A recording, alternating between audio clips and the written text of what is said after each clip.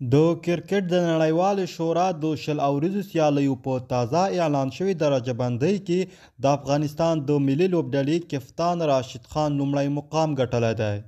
سلام ستړي مشئ. د لنډو او تازه خبرونو لپاره دغه چینل در سره سبسکرایب کړئ.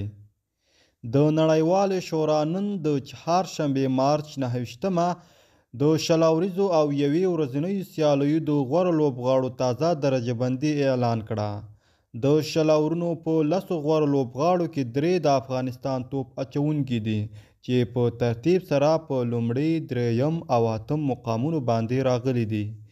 د کرکټ د نړیوالې شورا د اعلامیې په اساس راشد خان په لومړي ځل په 2013 کې په دغه سیالیو کې لومړی مقام ګټلی و او ډیر وخت په دې مقام و، خو بیا د سریلانکا ورو توپ اچوونکي واندینو هیرسنکا دا مقام ترلاسه کړ. په تازه درجه بندۍ کې هیسرانګا په دویم مقام دی.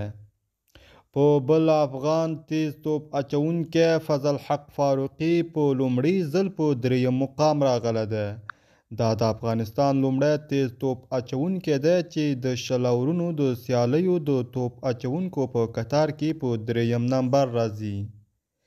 مجیب الرحمن بل هغه افغان لوبغاړی دی چې 10 غوره توپ اچوونکو په کتار کې په 8م مقام راغلی دی. مخکې 10م و. د افغان لوبغاړو په درجه بندۍ کې له پاکستان سره د افغانستان وروستیو لوبو مهم رول لوبولی دی. د کرکټ نړیوالې شورا وایي چې راشد خان له پاکستان سره په 3 لوبو کې په هرې لوبې کې یو کس سوځولی او په 12 اورونو 72 توپونو باندې پرې 62 منډې جوړې شوې دي. فضل حق فاروقي بیا له پاکستان سره په 3 لوبو کې 15 کسان آوټ کړي او په نوې درجه بندۍ کې 12 مقامه پورته ختلی دی. مجیب الرحمن بیا له پاکستان سره په 3 لوبو کې 4 کسان آوټ کړي او په همدې اساس له 10م مقام څخه 8م مقام ته پورته شوی دی.